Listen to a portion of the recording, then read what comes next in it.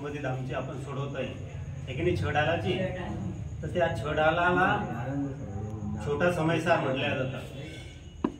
अजून एक गीत आहे त्याला सुद्धा छोटा समयसार म्हटलं जातं. तिच्यात तर 6 अध्याय त्याच्यामध्ये छडालामध्ये, म्हणजे केवढं मोठं काव्य आहे. आणि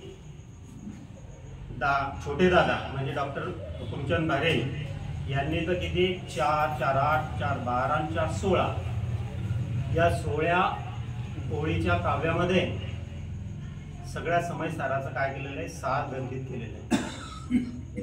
असं या छोट्या समयसार म्हणजे समयसार आणि त्याचं पुन्हा सार असं ज्ञानानंद स्वभावी हो या काव्याचं आपण आज चर्चा करूया. तमय ज्ञानानंद स्वभावी हो हे गीत त्यांनी लिहिलं 1969 साली. कोणत्या साली लिहिलं? 1969 साली, म्हणजे 55 वर्ष होऊन गेलेले. आणि त्यांचं अनुशीलन लिहिलं 2015 साली, म्हणजे 10 वर्षापूर्वी. आता 2025 10 वर्षापूर्वी, म्हणजे 55 वर्षापूर्वी काव्य लिहिलं.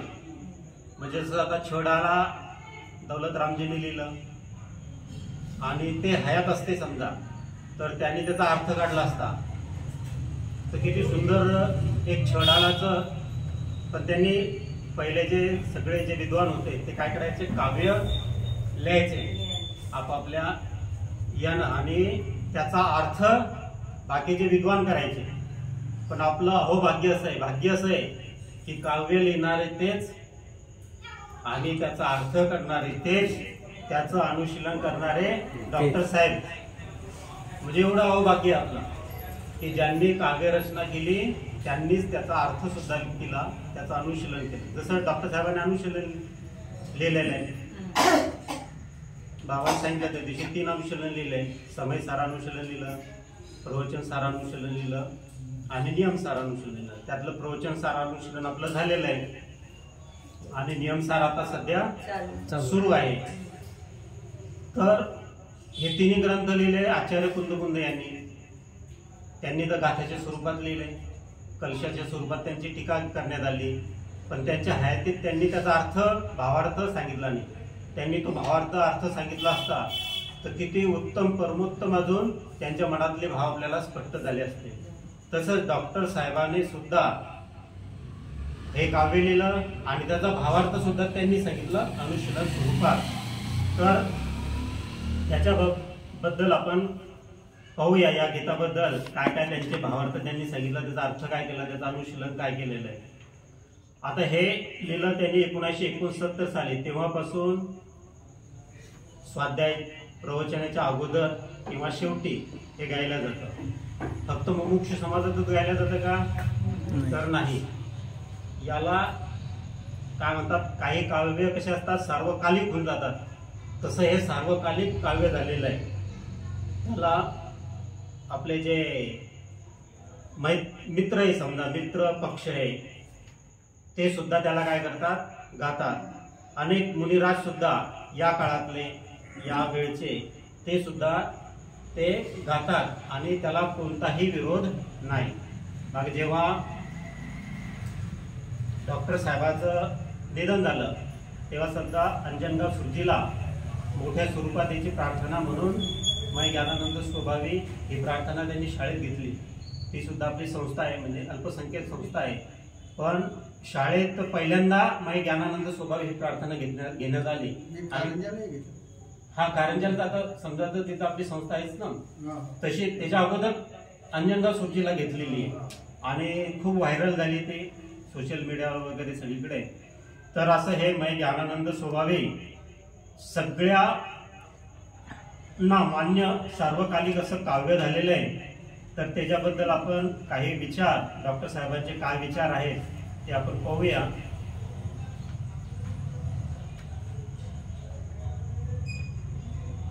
तर मी आपणांना विनंती करतो की त्यांनी आधी हे काव्य घ्यावं, म्हणजे लोकांच्या लक्षात येईल. हा, सगळं सामूहिक घेतलं तरी चालेल. ज्ञानानंद स्वभावी हूँ मैं, ज्ञानानंद स्वभावी हूँ मैं, हूँ अपने में स्वयं पूर्ण, पर की मुझ में कुछ गंध नहीं। मैं अरस रूपी अस्पर्शी, पर से कुछ भी संबंध नहीं।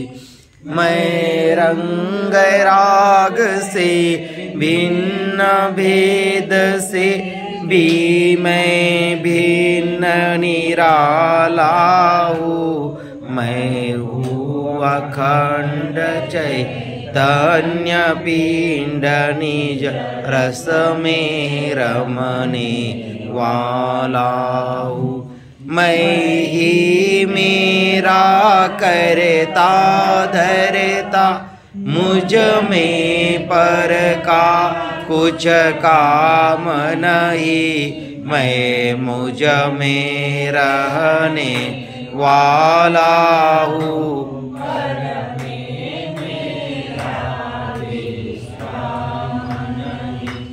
मैं शुद्ध बुद्ध अविरुद्ध एक, पर नति से अप्रभावी हूँ। आत्मानुभूति से प्राप्त तत्व में ज्ञानानंद स्वभावी हूँ। ज्ञानानंद स्वभावी हूँ मैं, ज्ञानानंद स्वभावी हूँ। 55 वर्षापूर्वी लिहिलेलं काव्य आहे आणि त्याच्यानंतर 45 वर्षानंतर जवळपास त्यांनी अनुशीलन लिहिलं. म्हणजे केवढं मोठं चिंतन डॉक्टर साहेबांचं असेल. 30-40 वर्षाचं स्वाध्याय, 30-40 वर्षाचं चिंतन, आणि या चिंतनातून आपल्याच काव्याचा भावार्थ करणं, आपल्या काव्याचाच अर्थ करणं, आपल्या काव्यावरच अनुशीलन लिहिलं, ही काही साधी गोष्ट नाहीये. तर एक पार्श्वभूमी सुरुवातीला त्यांनी केलेली आहे की हे काव्य कसं लिहिलं, का लिहिलं, कशासाठी लिहिलं, तर त्याच्याबद्दल आपण पाहूया. मैं ज्ञानानंद स्वभावी हूँ, मैं स्वयं भगवान आत्मा हूँ, तथा ज्ञान और आनंद मेरा स्वभाव है. जसं काल बाबांनी सांगितलं की सुखाला विरोधार्थी शब्द आहे, तसा आनंदाला विरोधार्थी शब्द नाही. तर तो आनंद आपल्या आत्म्यामध्ये आहे. ज्ञान आणि आनंद मेरा स्वभाव आहे. आणि आपण सिद्धांतामध्ये काय वाचतो की आत्म्याचं काय लक्षण आहे? ज्ञान दर्शन, ज्ञाता दृष्टा, ज्ञान आणि दर्शन. पण इथं ज्ञान मधलं ज्ञान घेतलेलं आहे, पण दर्शनच्या ऐवजी काय घेतलेलं आहे? आनंद घेतलेला आहे. का घेतलेला आहे त्याचा सुद्धा उल्लेख पुढे आलेला आहे. तर ते पाहूया आपण. मेरा यह ज्ञान स्वभाव केवल ज्ञान के समान अतीन्द्रिय है, तथा आनंद स्वभाव सुख स्वभाव ही भी अनंत और सिद्धों के अनंत सुख के समान अतीन्द्रिय. काय म्हटलेले तर मेरा यह ज्ञान स्वभाव केवल ज्ञान के समान अतीन्द्रिय है. आपला ज्ञान स्वभाव सुद्धा कसा आहे? अतीन्द्रिय आहे. केवल ज्ञान स्वरूपी आहे, पण कसा आहे? स्वभावान आहे सध्या. कारण की पर्यायानं कसं आपलं ज्ञान आहे? क्षोक्षमिक ज्ञान आहे. केवल ज्ञान आपण कसं आहोत? स्वभावान आहोत, निश्चयानं आहोत. तर ते सांगितलेलं आहे अतीन्द्रिय आहे. आणि आनंद स्वभाव सुख स्वभाव भी अनंतो और सिद्धों के समान सुख के समान अतीन्द्रिय है. अतीन्द्रिय है का तात्पर्य है की इसमें इंद्रियों की अधीनता नाही आहे. आणि त्यालाच अतींद्रिय ज्ञान म्हटलं जातं. जे इंद्रियाच्या साह्यानं ज्ञान जाणलं जातं त्याला काय म्हटलं जातं? मती ज्ञान, श्रुत ज्ञान, जे क्षापक्षेप ज्ञान आपण म्हणतो ते इंद्रियाच्या साह्यानं जाणलं जातं.